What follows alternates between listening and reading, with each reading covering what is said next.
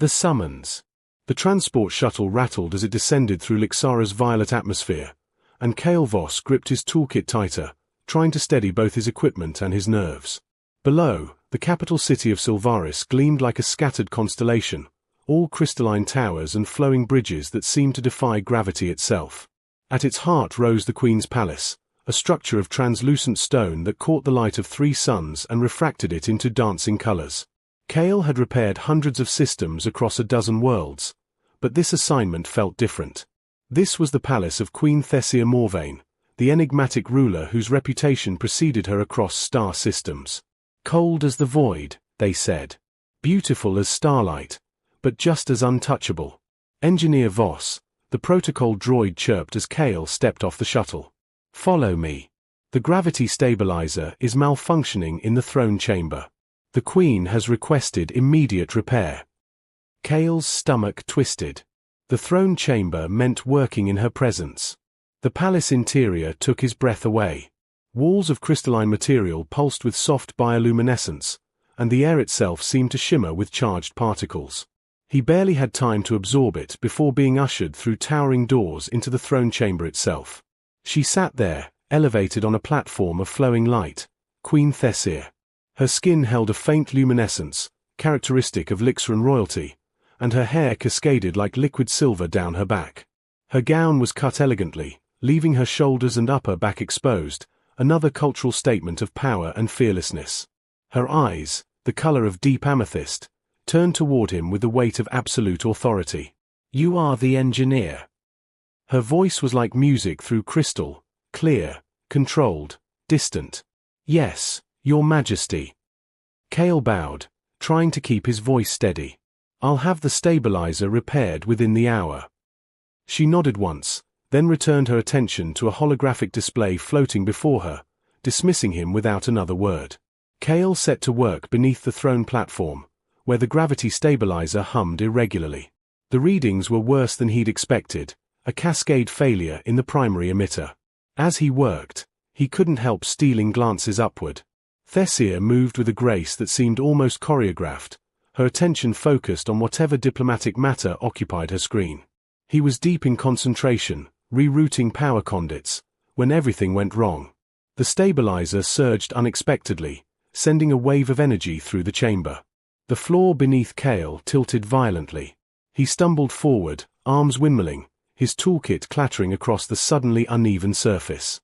In a desperate attempt to catch himself, his hand shot out and landed squarely on the Queen's exposed back, just below her shoulder blade. Time seemed to stop. Her skin was warm beneath his palm, impossibly soft. He felt her stiffen beneath his touch, felt the sharp intake of her breath. Kale's mind screamed at him to move, to apologize, to do anything, but his body remained frozen in horror at what he'd done. Touching royalty without permission was a severe offense. Touching the Queen herself could mean imprisonment, or worse. Thessia turned slowly, and Kale finally jerked his hand back as if burned. He dropped to his knees immediately, words tumbling out in a panic. Your Majesty, the stabilizer surged. I didn't mean, please, it was an accident. But when he dared to look up, expecting fury, expecting the guards to be called, he saw something that stunned him into silence. Her expression wasn't angry. Her amethyst eyes were wide, startled, but there was something else there, something almost vulnerable. Her hand had moved unconsciously to the place where his had been, fingers touching her own skin as if trying to recapture the sensation. Your Majesty, he whispered, confused. Thessia blinked, seeming to return to herself. But when she spoke, her voice had lost its icy distance. Instead, it was quiet, almost wondering. Your touch. She paused, her gaze searching his face with an intensity that made his heart pound. Why did it feel gentle? Kale opened his mouth, but no words came. The question hung in the air between them, impossible to answer, yet somehow changing everything. Unspoken invitations. The next morning, Kale convinced himself yesterday had been a fluke, a moment of confusion caused by the stabilizer malfunction. Queen Thessia would forget about him, and he'd return to his normal assignments on the outer platforms of Lixara. He was wrong. Engineer Voss, you're requested at the palace, his supervisor announced, looking both impressed and suspicious. The Queen specifically asked for you. Something about the environmental controls in her private study. Cale's pulse quickened. Environmental controls were basic systems. Any junior technician could handle them. When he arrived, a servant led him not to a public space, but through winding corridors to a more intimate wing of the palace. The study was smaller than he'd expected, filled with books, actual physical books, and star charts projected across one crystalline wall. Thessia stood by the window, her back to him, watching Sylvaris spread out below. "Your Majesty." He bowed, though she couldn't see it. "The temperature regulation is inconsistent," she said without turning. "It becomes cold at night." Cale moved to the control panel, running diagnostics. Everything read perfectly normal. He adjusted a minor setting anyway, just to justify his presence. "It should be stable now." "Good." A pause. "You're from Earth?" The question surprised him. "Yes, Your Majesty. Born in the Northern Territories." "I've never been." She finally turned, and her eyes held that same intensity from yesterday. "Tell me about it. The books describe it, but I want to hear it from someone who's lived there." So Cale talked. At first hesitantly, then with growing ease as she asked genuine questions. About seasons, about oceans, about the simple things he'd taken for granted. She listened with a hunger that made him realize how isolated her position must be. When he left an hour later, he knew the environmental controls had never been broken. The summons came again 2 days later. A malfunctioning light panel in the library. Then a flickering holographic projector in the meditation chamber. Then a door seal that worked perfectly fine. Each time, they talked. Thessia asked about his travels, his dreams, what it felt like to move freely between worlds. Cale, growing bolder, asked about her, carefully, respectfully, but genuinely. She began to answer. "I was crowned at 16, she told him one afternoon, as he pretended to examine a perfectly functional air purifier. "I've ruled for 8 years, and I've been alone for all of them. Every conversation is diplomatic. Every gesture calculated. Every touch forbidden." Cale looked up from his unnecessary work. "That sounds exhausting." "It is." Her voice was soft. "Until yesterday, I hadn't realized how much I'd forgotten what genuine human," she paused, correcting herself, "what genuine connection felt like." The word human hung between them, loaded with meaning. Cale set down his tools and turned to face her properly. "Is that why you keep calling me here? Not for repairs?" Thessia met his gaze directly, and for the first time, he saw past the regal mask to the woman beneath, lonely, curious, and achingly vulnerable. "Yes." His heart thundered. "Your Majesty." "Thessia," she interrupted quietly. "When we're alone, call me Thessia." "Thessia," he repeated, the name feeling forbidden and perfect on his tongue. "I think about you constantly. I know I shouldn't, I know this is inappropriate." She stepped closer. "Dangerous? Impossible?" "All of those things." They stood mere feet apart now. Cale could see the faint luminescence of her skin, the way her breathing had quickened. Slowly, giving her every chance to stop him, he raised his hand. "May I?" She nodded, wordless. His fingers brushed her cheek, feather-light. She leaned into the touch, her eyes closing, and a small sound escaped her lips, relief, longing, something that made Cale's chest ache. "I've never," she whispered. "No one has ever touched me with kindness, with choice." Cale's other hand rose, cradling her face gently. "Then they were fools." Thessia's eyes opened, shining with unshed tears and something fiercer, desire, maybe, or hope. Her hand came up to cover his, pressing it more firmly against her skin. "This is dangerous, Cale." "I know. If anyone knew." "I know. But I don't want you to stop." Their faces drew closer, breath mingling. Cale's thumb traced the curve of her cheekbone, learning the geography of her. Thessia's fingers slid from his hand to his wrist, then his forearm, exploring his skin with the same wonder. Thessia, he breathed. Stay, she whispered back. Just a little longer. Talk to me. Touch me like I'm not a queen. Just be here. So he did. They moved to the window seat, and Thessia curled beside him, close but not quite touching, as they talked about everything and nothing. About childhood dreams and adult disappointments. About what it meant to be trapped by duty, whether in a palace or poverty. About the loneliness that came from being seen as a symbol rather than a person. And when his hand found hers, their fingers intertwined slowly, carefully, like two people learning a new language together. Neither noticed the sun setting. Neither saw Lady Erin, Thessia's chief advisor, pause in the corridor outside, her expression darkening as she glimpsed them through the transparent door. The moment couldn't last forever, but while it did, it was everything. Forbidden closeness. Walk with me. Thessia's invitation came at twilight, delivered personally rather than through a servant. She stood in Cale's modest quarters wearing a simple cloak instead of her usual regal attire, looking younger and almost nervous. Where? Cale asked, already reaching for his jacket. The night gardens.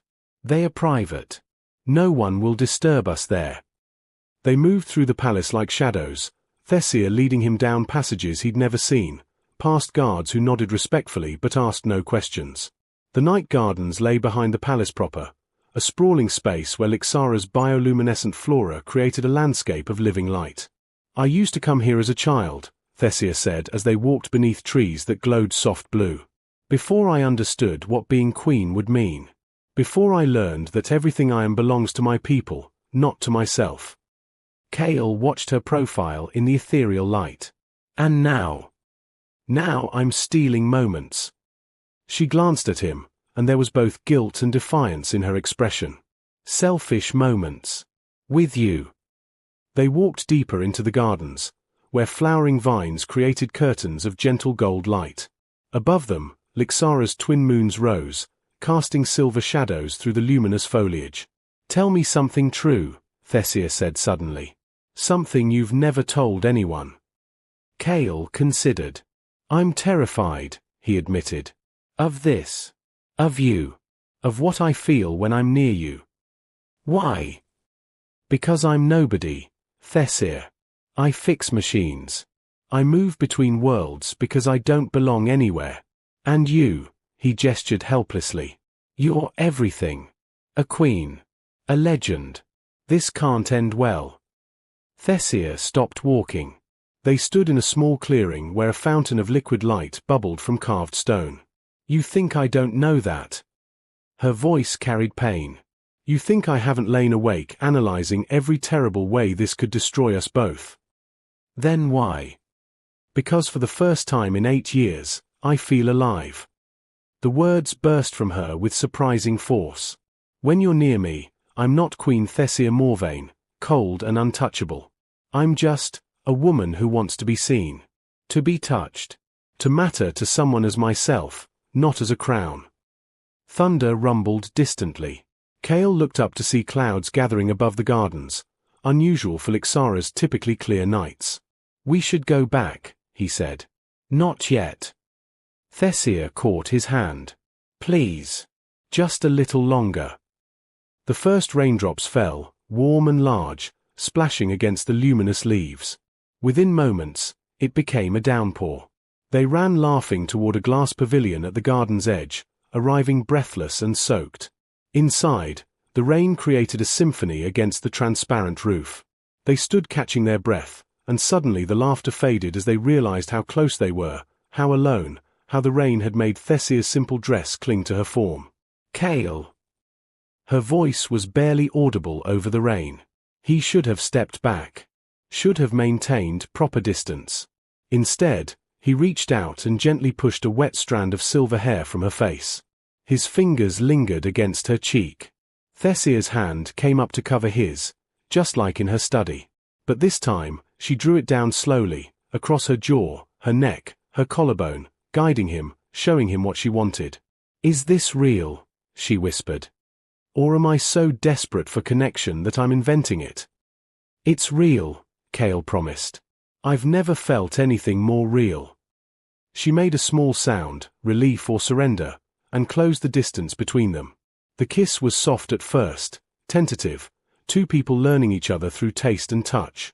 Then Thessia's arms went around his neck and Kale pulled her closer, and suddenly it was desperate, hungry, full of weeks of stolen glances and careful words and denied wanting.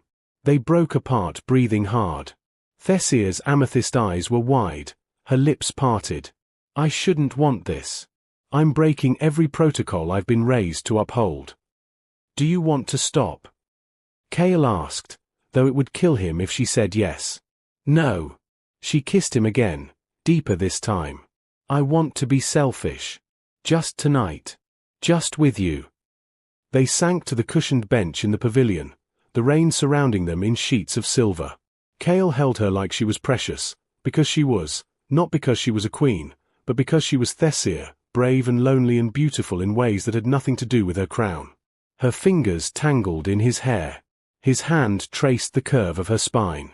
They kissed and touched and murmured words meant only for each other, lost in a bubble where rank and duty couldn't reach them. I wish we could stay here, Thessia said eventually, her head on his shoulder. Forever. Just us and the rain. I know. But we can't. I know that too. She pulled back to look at him, her expression fierce. Whatever happens, Kale, remember this was real. This moment. What we feel. It's real.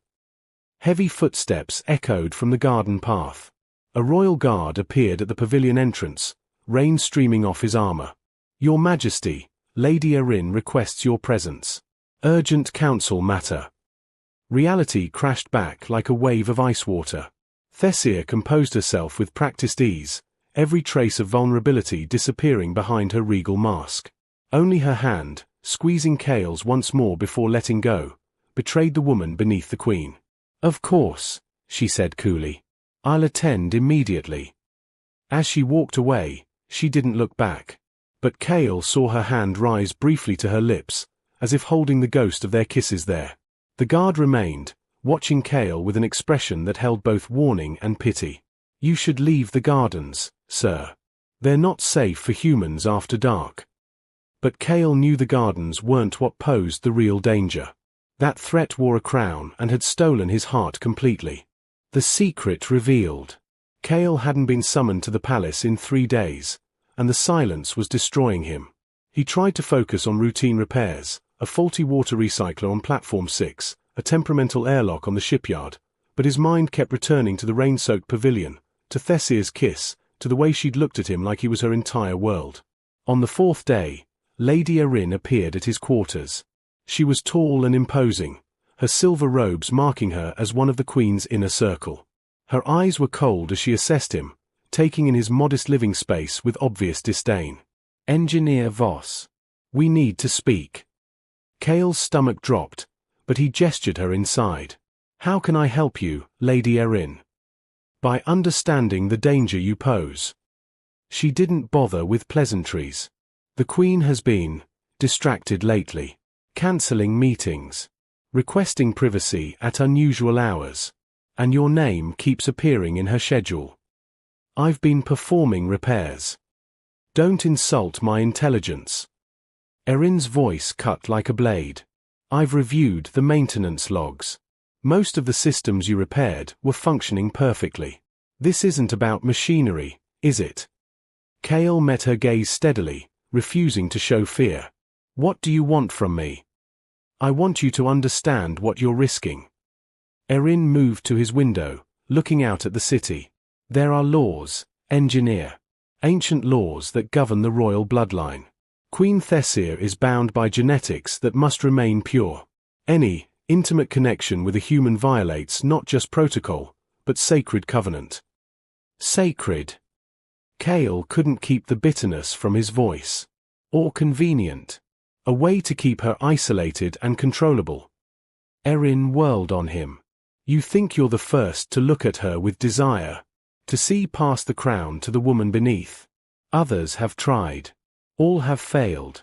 Because the consequences aren't just for her, they are for you. Discovery means exile at best. At worst, execution for corrupting royal blood.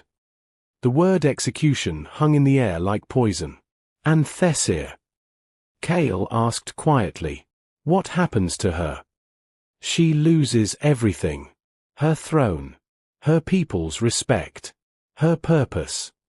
Erin's expression softened slightly.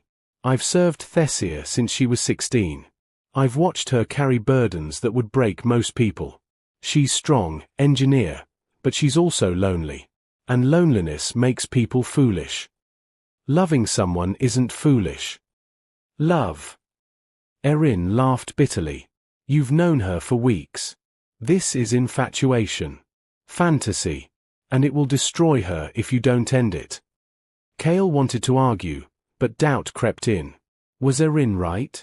Was he being selfish, pursuing something that could only hurt Thessia? Maybe the kindest thing would be to disappear, to save her from Kale. They both turned. Thessia stood in the doorway, still in her formal council robes, breathing hard as if she'd been running. Her eyes blazed with fury as she looked at Erin. You went behind my back. Your Majesty, I'm protecting. Get out. Thessia's voice carried absolute command. Now. Erin bowed stiffly and left, but not before shooting Kale one last warning look. The moment they were alone, Thessia's composure cracked. I'm sorry. I didn't know she would come here. When she told me what she'd done, she crossed to him quickly. Kale, please tell me you don't believe her. About the danger. I think she's probably right. About us. About this being foolish. Kale cupped her face gently. I think continuing this is probably the most reckless thing either of us could do. I think it could cost you everything. And I think. He took a shaky breath. I think I should leave Lixara. For your sake. No. The word came out fierce and broken. No, Kale, you don't understand. I've tried to stay away. I've spent 3 days telling myself all the rational reasons to end this. But I can't. Tears spilled down her cheeks. I can't go back to that loneliness. Not after knowing what it feels like to be touched with love. Thessia. I would rather risk everything than lose you. She grabbed his shirt, pulling him closer.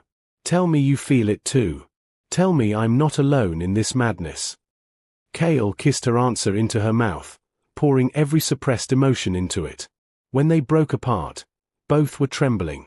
I'm terrified, he whispered against her lips. But I'm more terrified of a life without you. Something shifted in the air between them, a decision made, a line crossed. Thessia took his hand and led him to the bed, not urgently but with quiet determination. If this is all we get, she said, fingers working at the fastenings of his shirt. If tomorrow brings consequences we can't escape, I want this. I want you. Completely. Kale's hands found the clasps of her robes, unfastening them with reverent slowness. Are you sure? I've never been more sure of anything.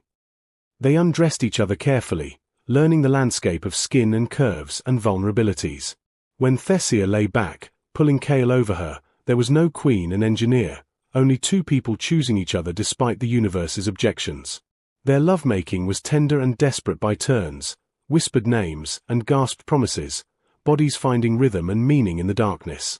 Kale learned the places that made Thessia gasp, the touches that drew sounds from her throat like music.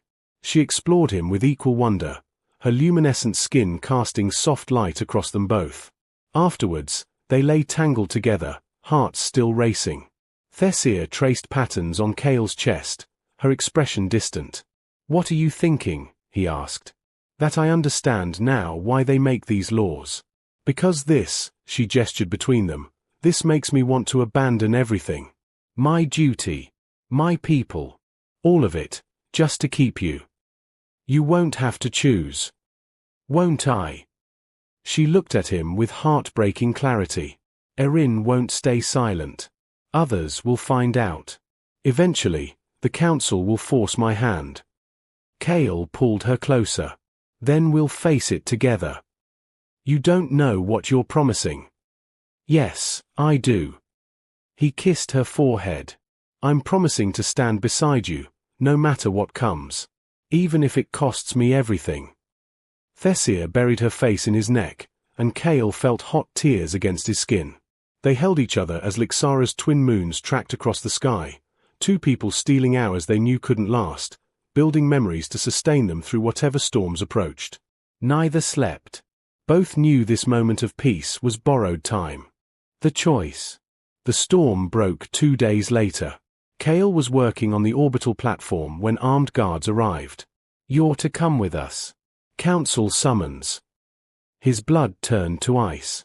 On what grounds? Corruption of royal blood. Violation of sacred covenant. The guard's expression was almost sympathetic. "Don't resist. It'll go easier." They brought him to the Grand Council chamber, where 12 advisors sat in a semicircle behind a raised dais. Thessia stood before them, still in her crown and formal robes, but her face was pale. When she saw Kale enter in restraints, her composure wavered. "This is unnecessary," she said sharply. "Release him." "The engineer stands accused, Your Majesty." Lord Castrin, the eldest advisor, spoke with cold authority. "The law demands he answer these charges."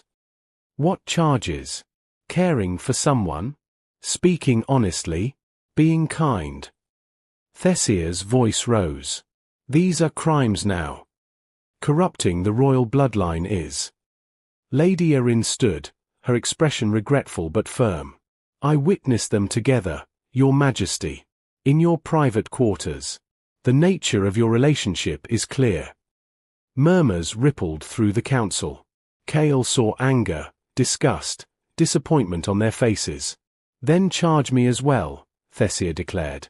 "I pursued him. I invited him to private spaces. I chose this relationship fully aware of the laws. Which is why we must address it." Castrin leaned forward. "Your Majesty, you've served your people well for 8 years. But this human has compromised your judgment. He must be removed from Lixara immediately. Exiled. And you must undergo purification rites to cleanse." "No." Thessia's voice rang through the chamber like a bell. "I will not send him away. I will not pretend this didn't happen. And I will not be cleansed of the only genuine connection I've found in my entire reign." The council erupted in protests. Castrin's voice rose above them. "Then you force us to choose, Your Majesty. Either he goes, or you step down. Those are the only paths that preserve our people's laws and traditions." Thessia's face went white. Kale saw her sway slightly, the weight of the ultimatum crushing down on her.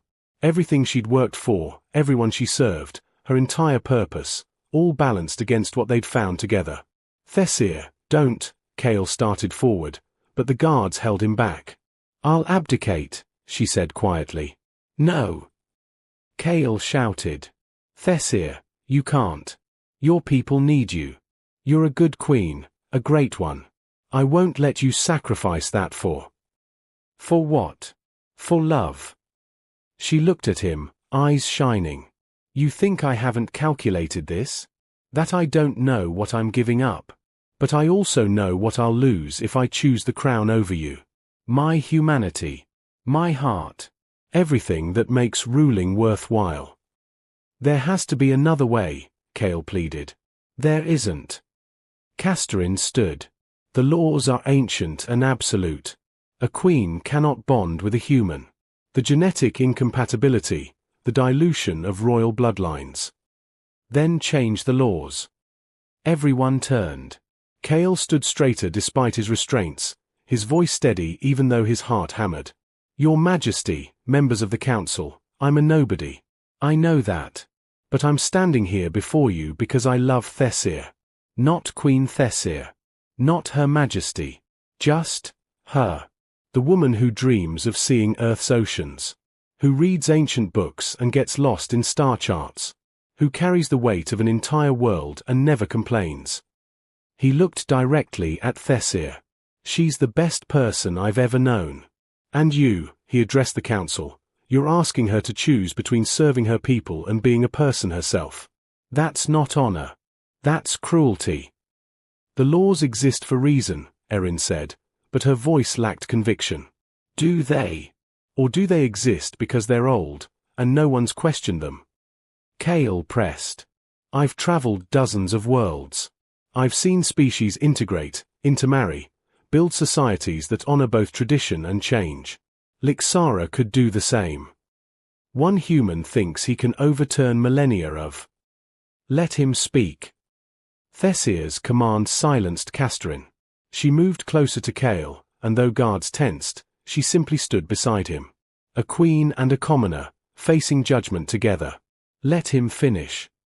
Kale took a breath. I'm not asking you to abandon your traditions. I'm asking you to examine which laws protect your people, and which laws just protect you from the messiness of being human. Or Lixaran. Or whatever we all are beneath our titles and species. He looked at each council member. You want to exile me? Fine. I'll go. But give Thessia the chance to rule as a whole person. Let her make reforms. Let her prove that love doesn't weaken leadership, it strengthens it. Silence fell over the chamber. The council members exchanged glances, uncertain. Finally, Lady Erin spoke. A trial period. 6 months. If your Majesty can maintain her duties, face her people honestly about this relationship, and demonstrate that, she paused, choosing words carefully, that genuine partnership doesn't compromise her judgment, the council will revisit the laws. And if we find it does compromise her? Castorin demanded. Then I'll exile myself, Kale said before Thessia could respond. Voluntarily. No argument. Thessia grabbed his hand. Kale, no. Yes. He squeezed her fingers. Because I believe in you. I believe you can show them that being loved makes you stronger, not weaker. That you can be both queen and woman, both leader and partner. Thessia looked at him with such fierce affection that several council members shifted uncomfortably. Then she turned to face them, still holding Kale's hand. I accept these terms. But understand, I will not hide this relationship. I will not pretend. My people will know I've chosen love alongside duty, and I will prove every day that both can coexist. The council deliberated briefly, then Castorin nodded grudgingly. 6 months. But Engineer Voss will be monitored. Any sign that he's manipulating. He won't be, Thessia interrupted. Because he's not that kind of person. Which you'd all realize if you looked past your prejudices. The guards removed Kale's restraints. As the council filed out, some looking disgusted, others thoughtful, Thessia and Kale remained standing in the vast chamber. 6 months, she said quietly. We'll make it work. The entire planet will judge us. Let them. Kale pulled her close. We'll prove that an accidental touch can become an unbreakable bond. That love doesn't follow laws or logic. That sometimes the bravest thing a queen can do is choose to be human. Thessia kissed him there, in the council chamber where she'd nearly lost everything. When they broke apart, she smiled, the real smile he'd first glimpsed in her study, the one that transformed her from legend to woman. I don't know what the future holds, she admitted. Neither do I. But we'll face it together. They walked out of the chamber hand in hand, toward windows overlooking Silvaris. Below, the city glowed in the light of 3 suns, and somewhere in that sprawling civilization, people were already hearing rumors of their queen and the human who'd touched her heart. The path ahead would be difficult. There would be opposition, scandal, moments of doubt. But as Kale pulled Thessia close and she leaned into him with absolute trust, both knew one truth with certainty. Some connections were worth fighting for. Some loves were worth risking everything.